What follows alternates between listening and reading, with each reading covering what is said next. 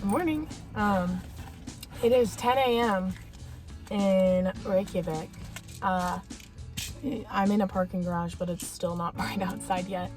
It's a little rainy today. It says it's only supposed to rain until 10:45, so I might eat some granola for breakfast so I can like splurge on lunch and dinner. I have to be to the airport at 5 because my flight takes off at 7:45. Ooh, I don't know when my flight takes off actually. I should probably know that.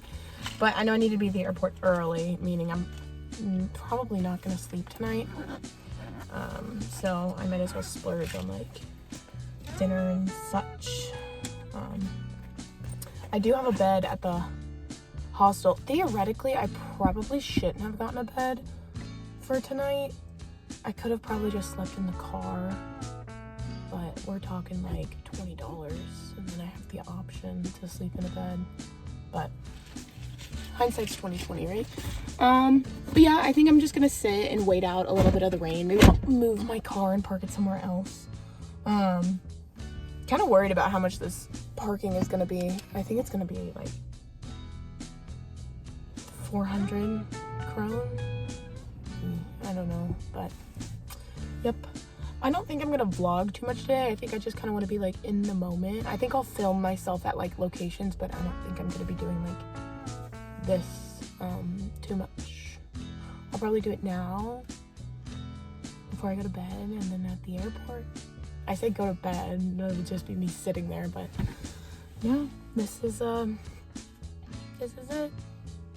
But I'm really excited to see all of Reykjavik. I've already, when I was walking over here, I already took a couple photos of the graffiti and stuff, and it's just, I don't know, very interesting.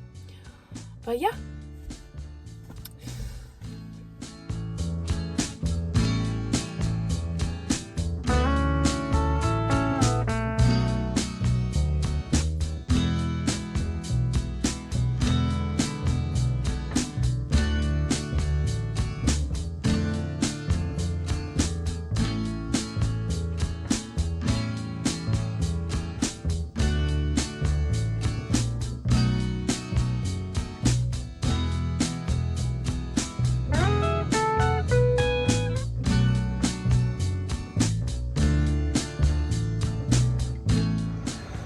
I was taking pictures by the ocean side, and I found a geocache.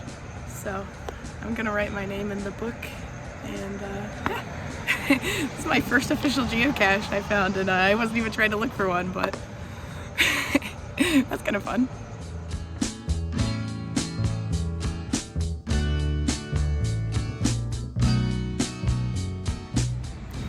So the statue behind me is of Ingolf Arlsson, and he's the guy who did the first settlement in Reykjavik.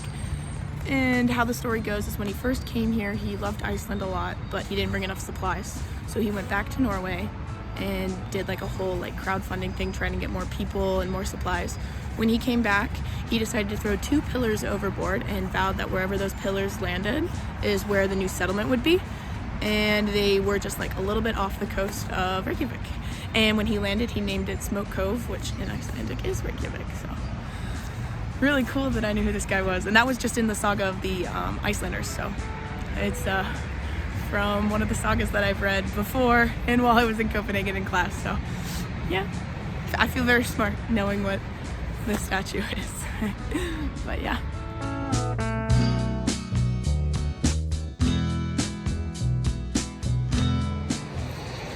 So this thing behind me is called the Sun Voyager. A lot of people think that it's of a Viking ship. It's not. It's actually a dream boat that is like an ode to the sun, and it represents the prosperity of discovery, of new territory, and like hopes and dreams of like settlement and things like that. Kind of like the Statue of Liberty in a way, but an Icelandic version. I think the Statue of Liberty came first. I don't know. Pretty cool.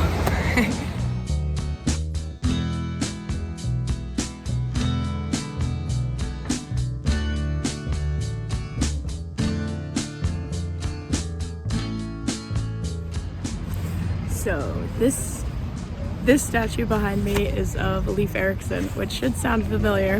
Leif Erikson is probably the most famous Icelander.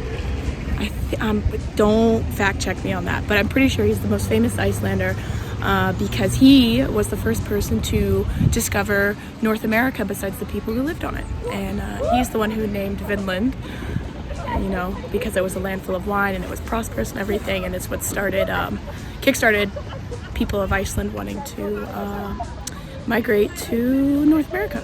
So, pretty cool.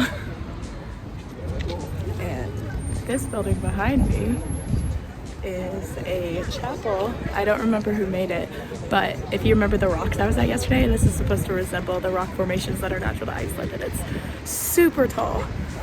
I would go up to the top, but I would rather go to the National Museum than go up to the top, so you only get me at the bottom, but it is really cool.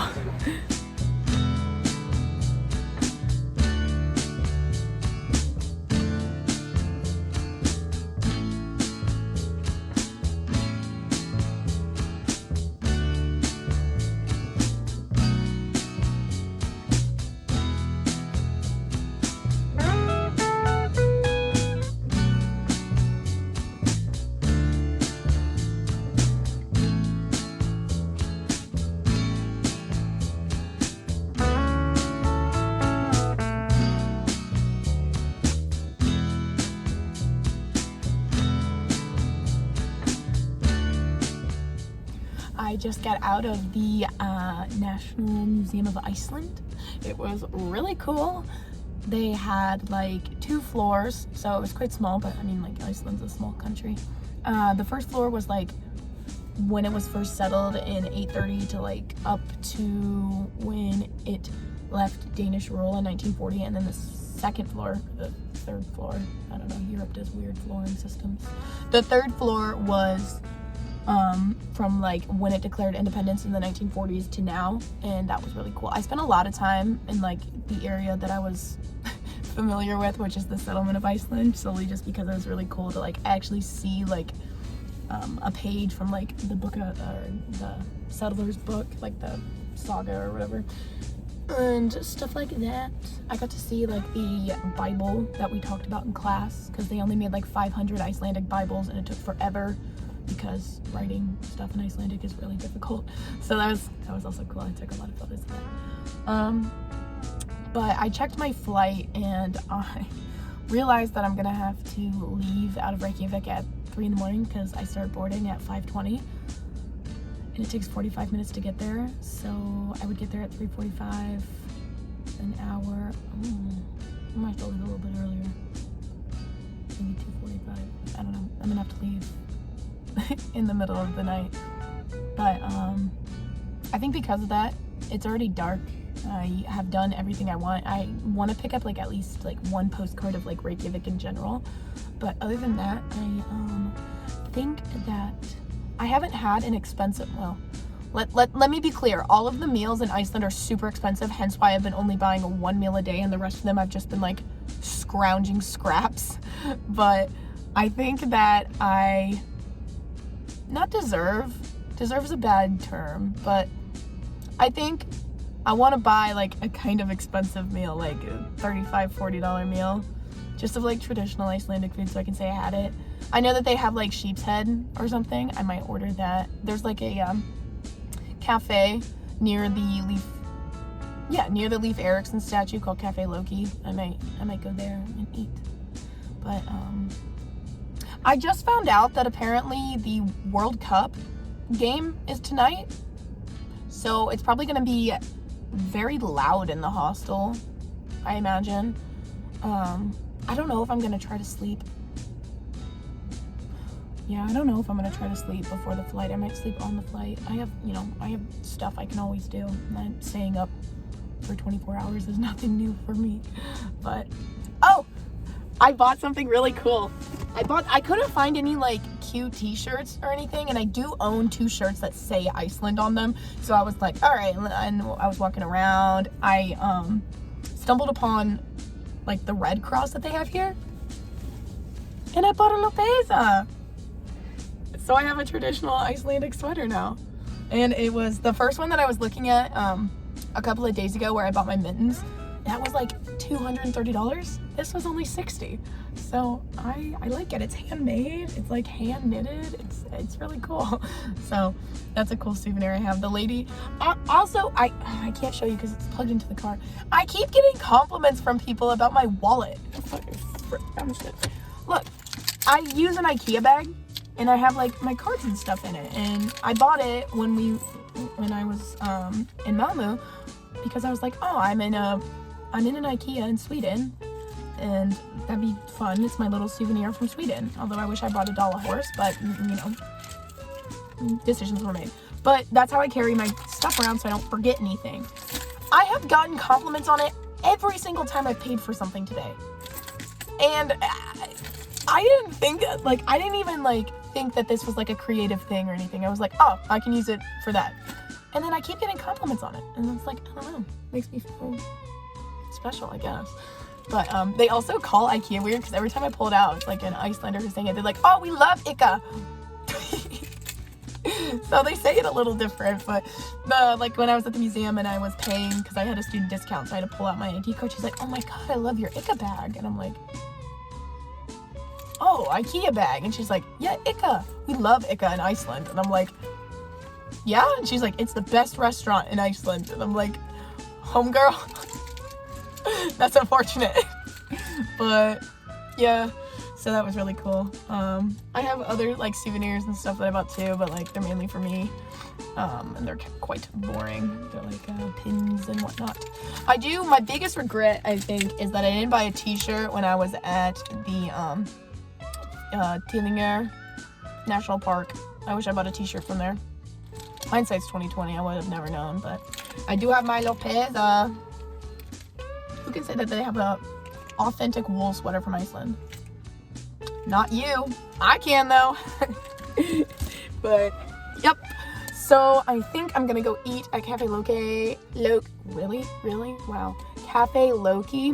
But yeah, I think I'm gonna go to Cafe Loki and get sheephead or something cool. Fermented shark. I want to try fermented shark, but I don't know if I can.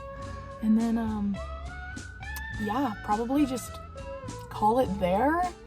That seems so lame, but like I gotta catch a flight and I do not want to miss it. As much as I love Iceland, I definitely need to be back in Copenhagen on Monday. So yeah, I will catch you at Cafe Loki. Okay. So you're supposed to, for the fermented shark, chew it for 30 seconds and then take a shot of Icelandic moonshine. So.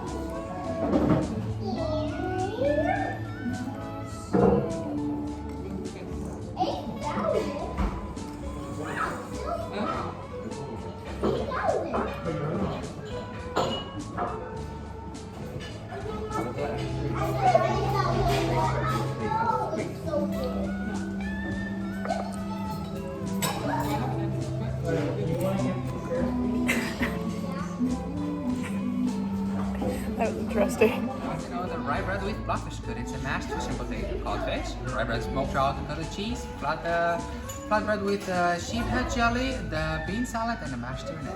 Enjoy. Well, it's 3 in the morning. I'm on my way to the airport, leaving Iceland. I am so happy I decided to come. It's been so cool. It's been so cool. Yeah, it's just been really fun. I think that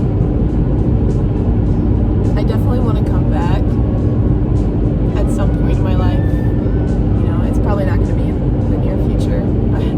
I've been traveling so much in these past 4 months, I feel like I cannot travel for the next 5 years, and I probably mentally would be okay with that. I feel like I've been everywhere and nowhere at the same time, you know? It is weird though. I never thought that I would get to the point where I considered Denmark my home, but every time I travel, I'm always itching to get back to Denmark. It's not strange, I never expected that. And it's nice because now I can really say that, like, oh, I lived in Copenhagen. I lived in Copenhagen. I had a home in Copenhagen. Because I think what defines a home is not really, you know, like having roots there or anything, but more just like a calling sounds cheesy, but like, I don't know, a longingness for it. It's weird. I never thought I would consider Denmark having a home in my heart, but it definitely does. I just think that is pretty sweet. Yeah, Iceland has been amazing. I couldn't have asked for a better time, and hopefully one day I get to come back and see it all over again like it was now. I'll probably film myself at the airport and then film myself when I land in Copenhagen, and that's it. So, yeah, to whoever is watching this video, whether it be myself in the future or family, friends, go to Iceland. I don't know. I don't want to be a spokesperson, but like, it's been really cool. It's just been